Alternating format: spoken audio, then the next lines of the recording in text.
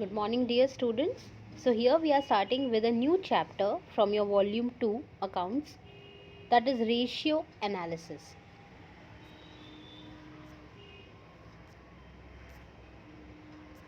So, let us understand first of all the meaning of ratio analysis, or basically, firstly, the meaning of ratio.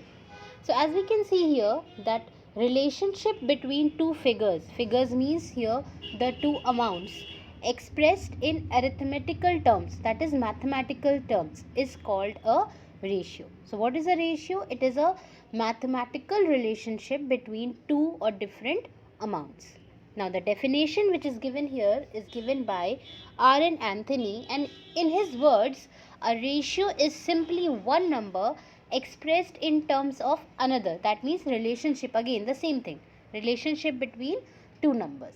It is found by dividing one number into the other. For example, if we are dividing 10 by 5, so the ratio will be 2:1. So that is the mathematical relationship between two different amounts. So this is the definition given by R.N. Anthony. Now there are different forms in which a ratio may be expressed. So these are the different forms in which a ratio may be expressed. The first one being the proportion, or to which we call it as pure ratio or simple ratio, such as 2:1, 5:6, 8:1, etc. So whenever we express the relationship in is to form, that is known as pure ratio or simple ratio. Then the second way of expressing a ratio is rate, or so many times, such as when we are expressing the relationship in the number of times, 5 times, 6 times, 8 times, etc. The third way is to express the relationship in way of percentage, such as 20%, 50%, 25%, etc. And the last one is to express the ratios or the relationship in a fraction form, such as 1/5, 2/4, 1/3, etc. So these are the various ways in which the ratio or the mathematical relationship between two amounts, two figures, can be expressed. Now the objectives of ratio analysis. Very simple points. These points are simply self-explanatory. First objective is to locate the weak points or weak spots of business which need more attention. Obviously, by analyzing the ratios, the relationship, we can make out that where the percentage is less or where the ratios are getting less. So we can very easily identify the weak points of the business so that we can focus on it. The second objective is to provide deeper analysis of the liquidity, solvency, activity, and profitability. These are basically different types of ratios which we are going to study further. So these ratio analysis provides you a deeper or in-depth analysis. So what is the liquidity position of a business, how much the solvent is a business, how actively it can convert its stock into cash, its debtors into cash, how much profit it is able to get, etc. Then the third objective is to provide information for making cross-sectional analysis, that is for making comparison with that of same, or basically that of some selected firms in the same industry, because obviously ratio analysis helps you in doing the comparison between similar kind of firms in an industry. For example, if I am owning a sugar firm, so I can compare my sugar firm with your sugar firm or any other sugar firm if we are expressing the ratios in the different ways. Then the fourth objective is to provide information for making time series analysis. In cross sectional analysis, we used to compare the results, the ratios of different firms of the same industry. But when we are doing the time series analysis, we compare the results, the ratio of the same firm but of the different period. That, for example, in the year 1920, 2019-2020, we earned 25% of profit. In 2018-19, we earned 20% of profit, like that. And the last objective, never the least, is to provide information useful for making estimates and preparing the plans for the future. Obviously, when we prepare the ratio analysis, it helps us to forecast, to prepare the future budgets or the plans. So these are the objectives. Now the advantages or uses of accounting various accounting ratios. The first advantages is that the ratio analysis or accounting ratios is helpful in analysis of financial statements. We have already learned that there are some financial statements prepared in a company or in a business organization. For example, a balance sheet, a statement of PL, etc. So in order to analyze that, if we are having the absolute amount, let's say 20,000 of asset and 30,000 of liability. So now in order to analyze whether how much is the relationship, what is the ratio between the asset and liability, or how much is the percentage of profit as compared to the cost, etc., in order to analyze those financial statements, financial points, we need accounting ratios. The second advantage is that it provides the simplification of accounting data. Obviously we cannot go on scrutinizing each and every figure. If we know the percentage, the ratios, it helps you in analyzing it. It makes the data simpler. Then the third advantage is it is helpful in comparative study. We have already learned in objective that accounting ratios or ratio analysis helps you in cross sectional analysis, that is in comparison of different firms in the same industry along or depending upon their ratios, and also it helps in the time series analysis, that is comparing the accounting ratios, the ratio analysis, the results of the same firm over the different period of time. Then the fourth point or the fourth advantage is that it is helpful in locating the weak spots of the business. That is also the objective. We have learned that by ratio analysis it helps you in analyzing and highlighting the weak points of the business so that it can be worked upon. And the last one is helpful in forecasting. Again, it is also the objective of the ratio analysis, that it helps you in forecasting the future needs, it helps in the preparation of future budgets, etc.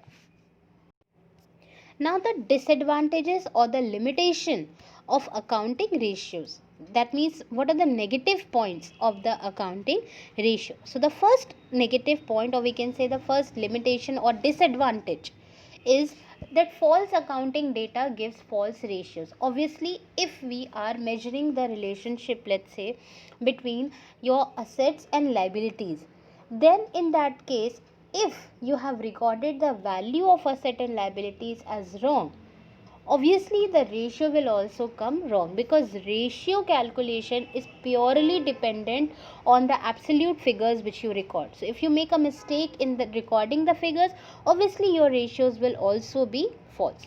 The second disadvantage is that comparison not possible if different firms adopt different accounting policies.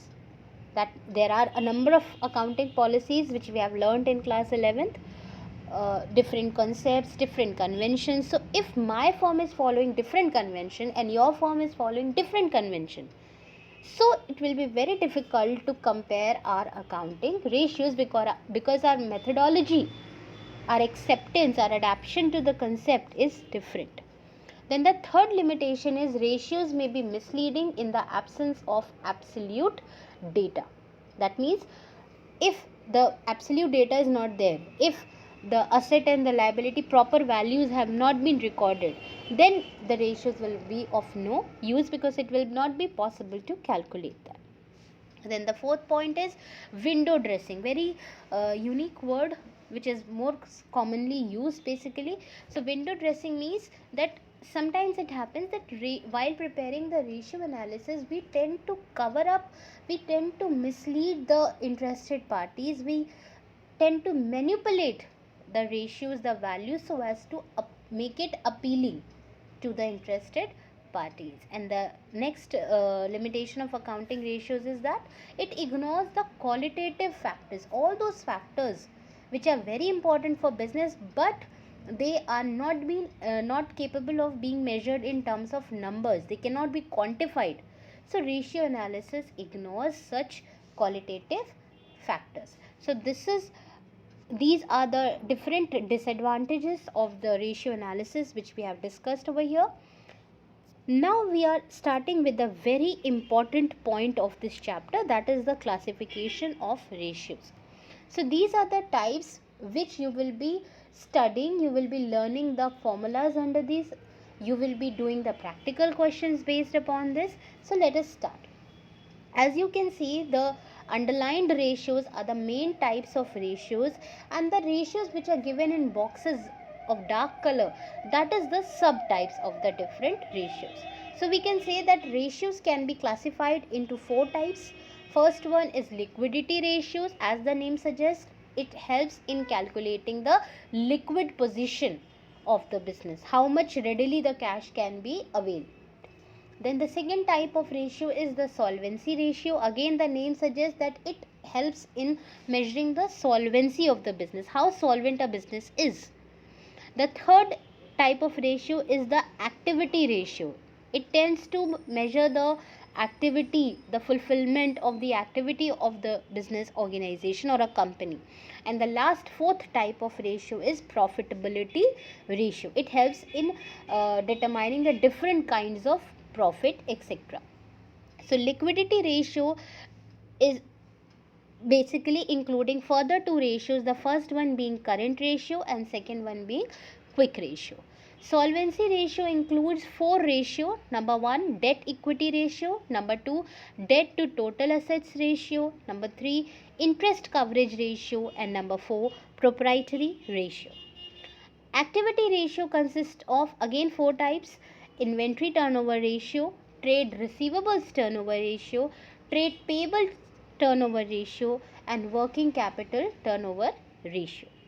And then your profitability ratio again consists of seven ratios: gross profit ratio, net profit ratio, operating profit ratio, operating ratio, earning per share, price earning ratio, and return on investment. So these are the various ratios which we will be discussing in detail along with their formulas and questions, practical questions based on that. And it is my advice to you children, keep on learning and revising the formula again and again. This is a very scoring chapter, but obviously it will be scoring only and only if you remember and learn the formulas by heart. Now, one more important point: in case of profitability ratios, the last three ratios, that is earning per share, price earning ratio, and return on investment, these three ratios have been excluded from your syllabus for the examination which will be held in 2021. That means for your batch. So these three formulas, profitability ratios, earning per share, price earning ratio, and return on investment, have been excluded. Rest of the ratios we will be studying it further. Now let us start with the first ratio. The first category is the liquidity ratios. And the liquidity ratio, as we have discussed, consists of two sub ratios: current ratio and quick ratio, or liquid ratio we can say. Now current ratio, the formula is current assets upon current liabilities. What is the formula for current ratio? Current assets upon current liabilities. Now, what do we include in current asset? Very important. Current asset, as we know, that all those assets which can be converted into cash within 1 year without any loss is termed as current asset. Now, here what do we have to include in current asset is, current asset is equal to current investments plus inventories, and inventories means the stock of goods. So here we will exclude any loose tools and spare parts, plus trade receivables. That means trade receivables means your debtors and your bills receivable both, plus cash and bank balance, plus short term loans and advances. That means short term loans and advances which the company or the business has given to somebody else, plus other current asset. So other current asset here will include your prepaid expenses, advance tax, etc. So your current asset will be including current investment, inventories excluding loose tools and spare parts, trade receivables, that is debtors and bills receivable, cash and bank balance, short term loans and advances, and other current asset. And when we say other current asset, here we mean that prepaid expenses, advance tax, and accrued income or outstanding income. Only these three things will be included in other current assets. Now, What we will include in the current liabilities? Again, current liabilities means those liabilities which are to be paid back within 1 year. So current liabilities will include short-term borrowings, your trade payables. Again, trade payables will consist of your creditors as well as your bills payable, plus other current liabilities which will incorporate pre-received income, your accrued expenses, etc., and short-term provisions. Now, let us just quickly give it a quick reading which we have discussed. These are just the repetitive points, and we'll just find out if there is any new point. Now, current asset, as we have discussed, are the assets which are likely to be converted into cash or cash equivalents, that means cash or cash balance, within 12 months, that is within 1 year from the date of balance sheet or within the period of operating cycle. Very important. We say 12 months within a year because normally the operating cycle or accounting year is for 1 year, 12 months. But if at all, if any business is having an operating cycle of, let's say, 10 months, so for it we will consider those assets which can be converted into cash within 10 months. If any business is having operating cycle of, usually operating cycle of 15 months, then we will not say within a year, but we will say within 15 months. If any asset is convertible into cash, that will be considered as current asset. Now, current asset will include the following assets as we have already discussed: current investments, inventories excluding loose tools, stores, spares, spare parts, etc. Then trade receivable, and trade receivable means bills receivable and sundry debtors, and very important, less provision for doubtful debts. That means sundry debtors, the value of debtors we will take as the book value. We will deduct any provision. We will not include the provision. Then cash and bank balance, that means cash in hand, cash at bank, checks, drafts in hand, etc. Then short term loans and advances and other current asset. And very important, again, as you can see, other current assets is restricted to prepaid expenses, accrued incomes and advance tax. Now, very important, items which are excluded from current asset for this ratio, current ratio, is loose tools, stores and spares. These you will not include in the current asset, and any provision for doubtful debts will also not be included in current asset. This has to be deducted from the amount of debtors. Now, current liabilities, again the repetitive point. Current liabilities are the liabilities which are payable within 12 months from the date of balance sheet or within the period of operating cycle. Here the operating cycle, the concept is same. If any business is having operating cycle of less than 12 months, then we will compare it accordingly. If it is more than 12 months, then again we will compare accordingly. But we have to see whether the liability has to be repaid within the operating cycle. Now, current liabilities will include the following liabilities. Number one, short-term borrowings, including bank overdraft. Very important point.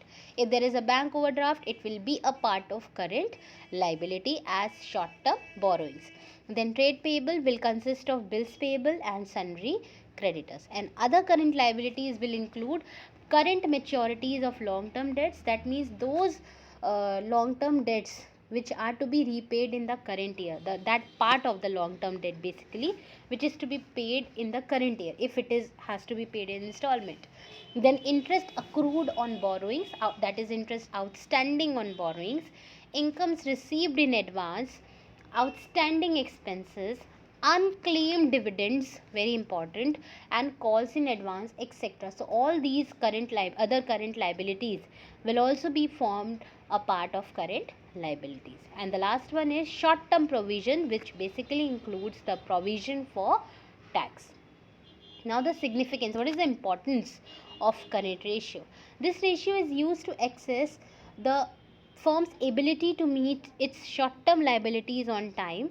That means current ratio helps you in measuring how well and how quickly the firm can meet or can repay its current liabilities on time. According to accounting principles, a current ratio of 2:1 is supposed to be an ideal ratio. If anybody asks you which is the or what is the ideal current ratio, the ideal current ratio is 2:1. That means if current asset is twice the current liabilities, because 2:1 means what? Current asset is the numerator, so that means current asset is 2 and current liability is 1. So when current asset is twice the current liability, so that position or that ratio is considered to be the ideal ratio. It means that current assets of a business should at least be twice of its current liabilities. The higher the ratio, the better it is, because the firm will be able to pay its current liabilities more easily. Obviously, the more the current asset, the better it will be to in the condition to repay the current liabilities on time. The reason of assuming 2:1 as the ideal ratio is that the current asset includes such assets as inventory, trade receivables, etc., from which full amount cannot be realized in case of need. Hence, even if half the amount is realized from the current asset on time, the firm can still meet its current liabilities in full. So, this is the logic behind that if we are having twice the current asset as compared to the current liabilities. So in that case, why we are assuming it to be the ideal ratio? That means because it includes debtors, so we are not certain whether the debtors will pay the entire amount on time or not. Then it consists of basically your stock, so we are not certain whether the stock we will be able to sell the entire amount or not. So therefore it is advisable if it is twice the current liability, so even if half is recovered, we will be in the condition to pay off the current liabilities. Then if the current ratio is less than 2:1, it indicates lack of liquidity. That means we are not having sufficient amount of money to repay our current liabilities. But a much higher ratio, even though it is beneficial to the short term creditors, is not necessarily good for the company. A much higher ratio than 2:1 may indicate the poor investment policies of the management. So 2:1 is considered to be the ideal ratio. Lesser than this, obviously it is not good. That means we are not in the position to meet our current liabilities, and much higher than this is also not good. That means we are not able to invest properly. So these are the point related to current ratio. Now, a much higher ratio may be considered to be adverse, bad, from the viewpoint of management on account of the following reason. What is the reason? Number one, a much higher ratio indicates that inventory might be piling up because of poor sales. That means since it includes current asset includes stock, so it could be possible that stock is accumulating because we are not able to sell. So that is a negative point. Secondly, large amount is locked up in trade receivables due to inefficient collection policy. So if our debtors is increasing, our current asset will increase. If our current asset is increasing, obviously our current ratio will increase. So that is a negative point. Why? Because it shows that we are not able to recover our amount from our debtors. And thirdly, the cash or bank balances might be lying idle because of no proper investment opportunities are available. So if our cash and bank balance is increasing day by day, that means our current asset is increasing. But again, that is also a negative point. Why? Because it means that we are leaving our cash lying just like that, idle. We are not investing it in an efficient manner. So this will not be considered as a good point. Now, following points should be carefully considered while calculating the current ratio. Very important. These points you need to keep in your mind while you calculate the current ratio. Number one, only those assets. So, as we were reading first point, only those assets which are expected to be realized within a year should be included in current asset. So, that means only current asset will be included which can be converted into cash within 1 year. Number two, only those liabilities which are expected to be paid within a year should be included in current liabilities, and those long-term loans, debentures, etc., which will be due for payment within 1 year are also included in current liabilities. So that means all those liabilities which are to be repaid within 1 year will be a part of current ratio, current liability, and also all those part of long-term loans and debentures which has to be repaid in the current year, that part of that will also be considered as current liability. Number 3, the term investment is used for non-current investment. Trade investment are also treated as non-current investment, but current investment or short-term investment or marketable securities should be included in current assets. So that means when the question specifically states the words as current investment or short-term investment or marketable investment, then only we will consider it as current asset Otherwise, if the question uses the word only investment or non-current investment or trade investment, then we will consider it as long-term asset or non-current investment. That will not be a part of current asset. So short-term word or marketable securities or current investment is very, very important. Number 4, loose tools, patents, goodwill, trademarks, computer software are not included in current asset, because loose tools are a part of fixed assets, and patents, goodwill, trademark, computer software, copyrights, etc. These are fixed or long-term intangible assets. So these will not be a part of current asset. Point number 5, bank overdraft should be included in current liabilities, that we have already discussed. And number 6, loan on mortgage and bank loan are long term borrowings, therefore these should not be included in current liabilities. That means current liabilities will include only those loans which specify that these are short term loans. Otherwise, if the word merely loan is given or loan on mortgage is given or bank loan is given, we will consider it as long term borrowings and it will not be included in the current liabilities. So these are the points which we have discussed about current ratio. And just a quick reminder, what is the formula for current ratio? Current asset upon current liability. Now we are starting with the second liquidity ratio, that is quick ratio. Quick ratio is also known as acid test ratio. You will understand or you will learn it further. And quick ratio is also known as liquid ratio. So we call it as quick ratio or liquid ratio, or acid test ratio means the same. The formula for quick ratio or liquid ratio or acid test ratio is quick asset upon current liability. So the current liability concept is the same as we have discussed in current ratio, but quick asset here means all current asset, which we have already discussed while calculating current ratio.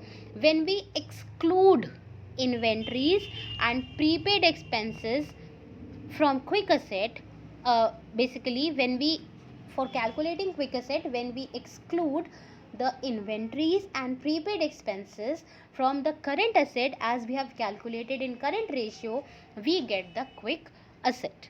So we can say quick asset upon current liability, or we can say all current asset minus or excluding inventories, excluding loose tools and spare parts, minus prepaid expenses or excluding prepaid expenses, it will give you quick asset upon current liability, that we have already discussed. Or we can say liquid asset upon current liability. So these are the formula. Simply you need to remember that quick ratio or liquid ratio or acid test ratio is equal to quick asset or liquid asset upon current liability. Current liability is the same as we have discussed. Quick asset or liquid asset means all current asset as we have discussed, minus inventories, excluding loose tools and spare parts, and minus prepaid expenses will give you quick asset. And one more important point you need to remember, children, liquid ratio is calculated in pure ratio form. That means is to form, 2:1, 3:1, like that. Now, again, quick ratio, as we have said, is also known as acid test ratio or liquid ratio. So quick ratio indicates whether the firm is in a position to pay its current liabilities within a month or immediately. That means very soon, not even 1 year we are giving in full, but within a month or immediately. As such, the quick ratio is calculated by dividing the liquid assets or quick assets by current liability. So again the repetitive point, quick ratio or acid test ratio or liquid ratio is equal to quick asset upon current liabilities. Or we can say all current assets minus inventories minus prepaid expenses upon current liabilities, or again liquid assets upon current liabilities. Now again the repetitive point, liquid assets means those assets which will be converted into cash and cash equivalents very shortly, maybe a month or so. All current assets except inventories, prepaid expenses are included in liquid asset. This we have already discussed while discussing the formula. Inventory is excluded from liquid assets. Why? Because it has to be sold before it can be converted into cash. So prepaid expenses too are excluded from the list of liquid asset because they are not expected to be converted into cash. Because prepaid expenses means what? Those expenses which we have already paid in advance. So we are not going to get anything in return from it. So that's why these are included from the liquid assets. Thus liquid assets includes the following: current investments, trade receivable, that is bills receivable and sundry debtors less provision for doubtful debts, cash and bank balance, short term loans and advances, as we have discussed before. And again, liquid asset means current assets minus inventories, obviously excluding loose tools and spare parts, minus prepaid expenses and advance tax as well. So this is the formula for liquid asset. Now the significance: an ideal quick ratio is said to be 1:1. Ideal current ratio is 2:1 and ideal quick ratio is 1:1. That means it signifies that the quick asset or the liquid asset should be same as current liability. If it is more, it is considered to be better. The idea is that for every rupee of current liability, there should at least be 1 rupee of liquid asset. That means to pay current liability, we should at least equally we should have current asset to pay. This ratio is a better test of short-term financial position of the company than the current ratio, as it considers only those assets which can be easily and readily converted into cash, because we are not including those assets which will not be giving any cash. For example, prepaid expenses, we are not including that. It includes merely those current assets which will give you cash in return. Inventory is not included in liquid assets and it may take a lot of time before it is converted into cash. But we need to calculate how quickly, within a month or so, we can calculate or we can repay our current liability. So therefore, inventory takes a longer time. So therefore, we are not going to include inventory. Now, quick ratio thus is a more rigorous test of liquidity than the current ratio, and when used together with current ratio, it gives a better picture of short-term financial position of the firm. Now, we have learned the liquidity ratio in detail. There are two types of liquidity ratio: current ratio and quick ratio. Now, let us understand the differences between the current ratio or quick ratio, which is also known as liquid ratio or acid test ratio. So, as you can see, there are three columns. The first column is for basis, the second column is for current ratio, and the third column is for quick ratio. So, the first basis of difference is the relationship. Current ratio establishes a relationship between current asset and current liability, because the formula is current asset upon current liability. And quick ratio establishes or expresses the relationship between liquid asset and current liability, because the formula is liquid asset upon current liability. So this is the first difference. Second difference is the formula for computation. The formula for current ratio is current asset upon current liability. The formula for quick ratio is liquid asset upon current liability. Then the third basis of difference is the objective. The objective of current ratio is that it measures the ability of the firm to meet its current liability within 12 months from the date of balance sheet or within the period of operating cycle. But quick ratio, it measures the ability of the firm to meet its current liability immediately or within a month. That means within a very, very short period of time. So these are the points which we have discussed in this. So I hope these points are clear. Just go through the video once again, children. Do revise all the terms which we have discussed and also the formula and the significance, and especially the ideal ratio. Current ratio, the ideal ratio is 2:1. Quick ratio, the ideal ratio is 1:1. These are the conceptual questions which might be asked in the Viva and also in your entrance exams when you go further. Now, this is the assignment based on this part of the video. You have to answer the following questions in your register. Question number 1, you have to state the meaning and forms of ratio. So, for this, the meaning of ratio is, we have learned that the ratio expresses a mathematical or arithmetical relationship between two different absolute figures or amounts. And the forms of ratio, we have done that ratios can be classified into 4 categories: liquidity ratios, solvency ratio, activity ratio, and profitability ratio. And also we have discussed its types. So for this, what you can do is, Along with the meaning, you can prepare the chart for types of ratio which we have discussed. I'll show you.